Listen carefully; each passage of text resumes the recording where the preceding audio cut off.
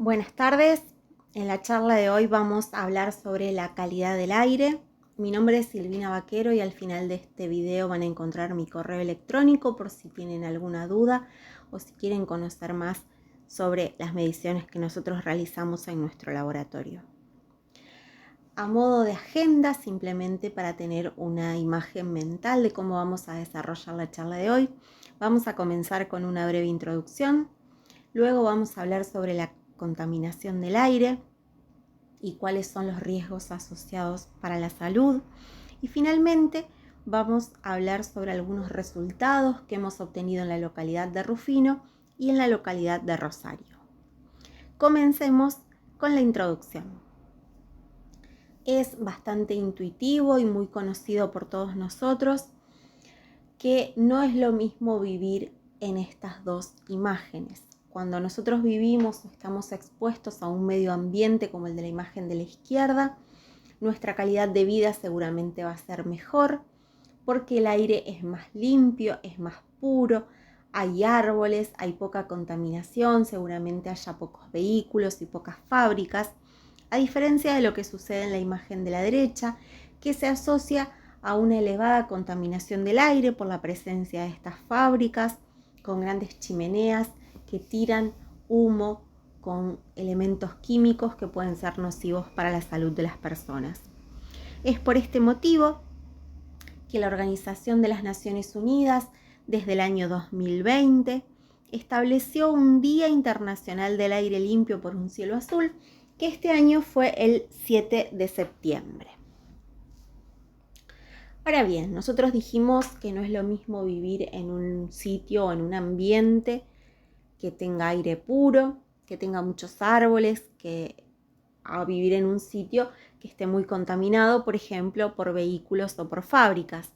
Pero ¿cuáles son los riesgos para la salud asociados a la calidad del aire? Sin lugar a dudas, la lista es muy extensa, pero podemos incluir, tratando de englobar grandes síndromes en infecciones respiratorias, enfermedades cardíacas, accidentes vasculares cerebrales, diferentes tipos de alergias, trombosis y problemas reológicos, entre una larga lista. Vayamos ahora a ver un poquito más en profundidad, a conocer un poco más sobre la contaminación del aire. Y para empezar, me gustaría definir de alguna manera qué es la contaminación. Y es la presencia, en el aire en este caso, de elementos indeseables que tienen la potencialidad de producir efectos nocivos para la salud de las personas que estén expuestos a ese aire. Como nosotros nos encontramos estudiando medicina o ciencias de la salud humana, vamos a hablar de personas, pero esto es equiparable a las lesiones que pueden producir en animales y también en plantas. Para conocer más sobre la calidad del aire, en nuestro laboratorio hemos adquirido un sensor, que es el que se ve en la imagen, que evalúa diferentes variables, entre las cuales se incluye dióxido de carbono, formaldehído y compuestos orgánicos volátiles totales. En la parte izquierda de la gráfica vemos los valores de referencia y podemos apreciar que el dióxido de carbono tiene dos valores normales. Cuando estamos hablando de aire exterior, la concentración óptima para las personas es de entre 300 y 550 partes por millón, mientras que cuando estamos estudiando el aire interior, esta concentración asciende hasta valores que deben ser inferiores a 1000 partes por millón. Y esto es así porque mantener concentraciones muy bajas de dióxido de carbono en aire interior es muy difícil, por no decir imposible, porque como sabemos nosotros estamos exhalando constantemente dióxido de carbono, por lo tanto las concentraciones van a ser necesariamente elevadas. Por su parte, el formaldehído, que también nosotros lo podemos conocer como formol, puede estar presente en el aire, tiene riesgos para la salud de las personas, por lo tanto el valor normal va a ser inferior a 0,1 miligramos por metro cúbico, mientras que los compuestos orgánicos volátiles totales son una larga lista de elementos químicos que pueden estar presentes en el aire, que pueden producir patologías para el ser humano, y su rango de normalidad oscila entre 0,3 a 0,5 miligramos por metro cúbico. Estos valores fueron estipulados por la Organización Mundial de la Salud, teniendo en cuenta cuáles son los niveles a partir de los cuales presentan riesgo para la salud de las personas. Como podemos ver en la gráfica del sensor, en la foto del sensor, también evalúa temperatura y humedad. La temperatura no tendría per se demasiada relación con la contaminación ambiental, a diferencia de lo que sucede con la humedad. ¿Por qué es importante evaluar la humedad cuando estamos hablando de contaminación ambiental? Bien, esto es importante porque en zonas que son bien secas o en momentos del año en los cuales la humedad no es tan elevada, en general cuando hay, por ejemplo, fábricas que emiten por chimeneas partículas al aire, estas partículas permanecen a mucha más altura y generalmente no llegan a precipitar, no llegan hasta la altura del suelo donde nos encontramos nosotros.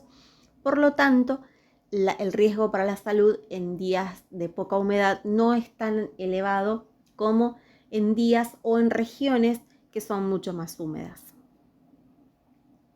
Veamos ahora cada uno de estos compuestos, cada una de estas variables que mide el sensor, conozcámoslas un poco más y aprendamos cómo nos pueden lesionar. El dióxido de carbono es un gas incoloro e inodoro que se forma por procesos de combustión de sustancias con carbono. Cuando nosotros estudiamos metabolismo en bioquímica, aprendemos que el dióxido de carbono es un producto del desecho del metabolismo celular, por lo tanto en todas las reacciones metabólicas vamos a ver que se desprende dióxido de carbono. Ese dióxido de carbono finalmente nosotros lo exhalamos porque para nosotros es tóxico. Sin embargo, hay un subproducto de la combustión del dióxido de carbono que es el monóxido de carbono y es muchísimo más tóxico, muchísimo más nocivo para la salud de las personas. Y es por este motivo que la concentración debe ser mucho menor. Si recordamos, en aire interior la concentración máxima permitida de dióxido de carbono era de 1000 partes por millón, mientras que ahora, para el monóxido de carbono, vemos que la concentración no debe superar las 25 partes por millón. Vale decir, una concentración mucho más baja, y esto tiene que ver porque el monóxido de carbono compite por el sitio de unión de la hemoglobina al oxígeno, lo desplaza y de esta manera tiene acción asfixiante para el ser humano. ¿Y cuáles son las consecuencias que produce el dióxido de carbono para la salud? Son varias. Una de las primeras reacciones que aparece es la hipercapnia, pero también pueden aparecer cefaleas, mareos, somnolencia y ciertos problemas respiratorios. ¿Qué pasa con el formaldehído o el formol? Este es un gas que es incoloro, es inflamable, tiene fuerte olor y es soluble en agua. Y puede liberarse a partir de múltiples reacciones, como son la combustión de la madera, del tabaco, del gas natural, del plástico, etc. Vale decir, son reacciones a las cuales estamos expuestos con una relativa frecuencia. Además del poder toxicológico, o del poder tóxico, mejor dicho, que tiene per se, en su descomposición genera monóxido de carbono, por lo cual también puede producir daños por este lado. ¿Y para qué se lo utiliza? Fundamentalmente como conservante gracias a su acción antimicrobiana y como fijador tisular. Es por esto que es muy utilizado, por ejemplo, en anatomía patológica. Las consecuencias que presenta el formaldehído para la salud, bueno, y son varias. Entre ellas lo tenemos como irritante primario de piel, conjuntiva, mucosa oral, vale decir, aquel sitio que entre en contacto con el formaldehído va a tener una irritación local. También, fundamentalmente en la exposición prolongada, puede actuar como carcinógeno nasofaríngeo. Exacerba los síntomas de asma en aquellas personas que tengan esta patología y en caso de ingestión puede producir dolor, vómitos, hasta llegar al coma o incluso la muerte. Finalmente, la última variable que evaluaba este sensor eran los compuestos orgánicos volátiles totales. Estos son una serie de sustancias químicas que se convierten en gas a temperatura ambiente y son el principal origen de la contaminación del aire a nivel del suelo. Incluyen, entre otros, benceno, acetona, óxido nítrico, tolueno, sulfuro de hidrógeno, etc. Como son múltiples las sustancias, también son múltiples los usos, pero los podríamos agrupar en ciertos procesos industriales que utilicen disolventes, alcoholes y algunas pinturas. Ahora bien, como hicimos con los otros, veamos cuáles son las consecuencias para la salud de estos compuestos. Y en este caso va a depender si la exposición fue aguda o crónica. Si la exposición es aguda, va a producir síntomas para las personas que no van a ser tan graves como los de la exposición crónica, pero bajo ningún punto de vista, por supuesto, van a ser inocuos, e incluyen irritación mucosa, infecciones de las vías aéreas superiores, náuseas, reacciones alérgicas, cefaleas.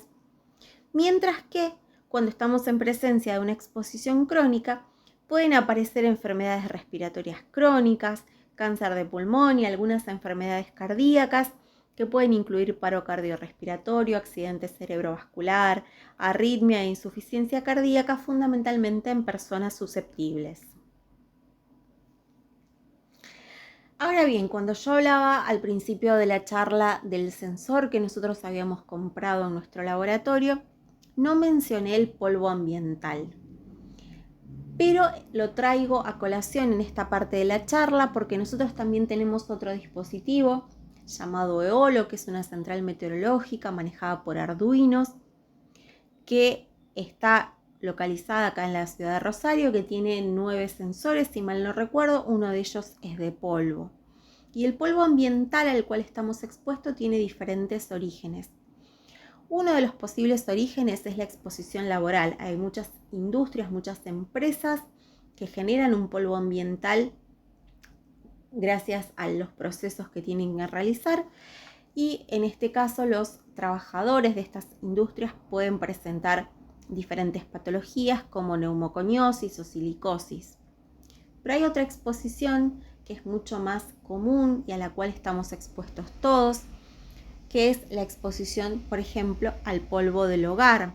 Y este polvo del hogar está compuesto por esporas, ácaros, células descamadas, etc.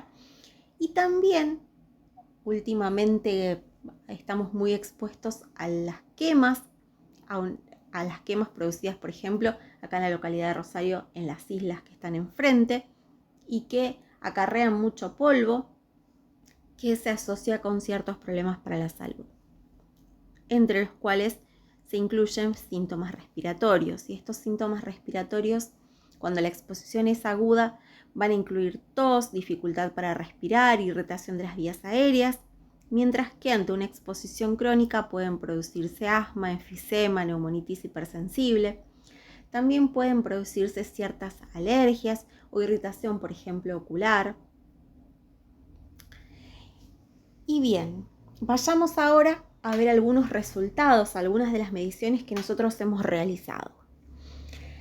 Durante este año 2023 estamos haciendo un estudio medioambiental en la localidad de Rufino y ahí pudimos hacer mediciones, entre otras, de calidad de aire.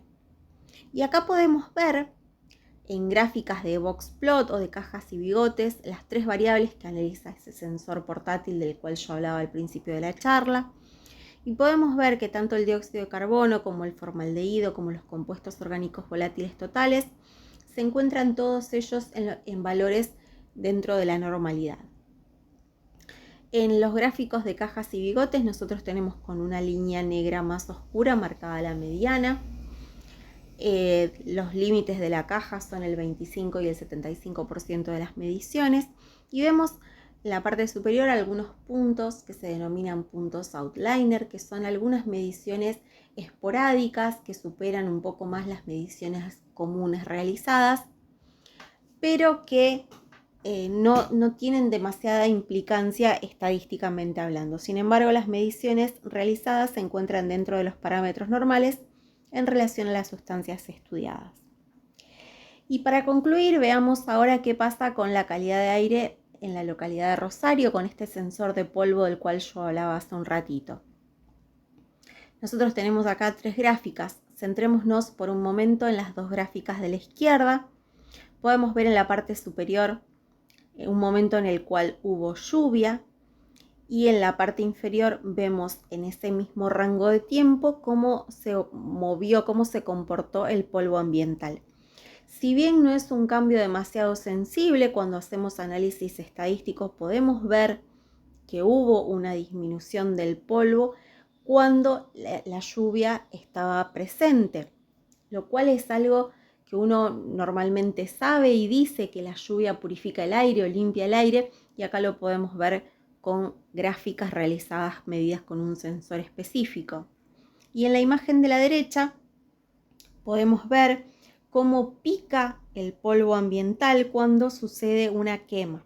En este caso, la quema fue producida de manera intencional y fue controlada.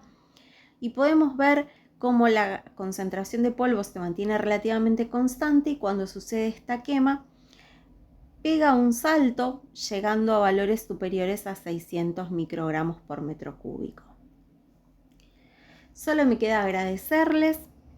A mí me gusta siempre terminar las charlas con alguna frase de algún filósofo, de algún escritor. En este caso es una frase de Hermann Hesse, que dijo que el sol nos habla por medio de la luz, con aroma y color lo hacen las flores, y el aire con las nubes, la nieve y la lluvia. Tratemos que el aire nos siga hablando con las nubes, la nieve y la lluvia, y no con contaminación ambiental y con polvo que se asocia a problemas para la salud, tanto de las personas como de los animales y las plantas. Les dejo mi correo electrónico por cualquier consulta que tengan y solo me queda agradecerles la atención. Muchas gracias.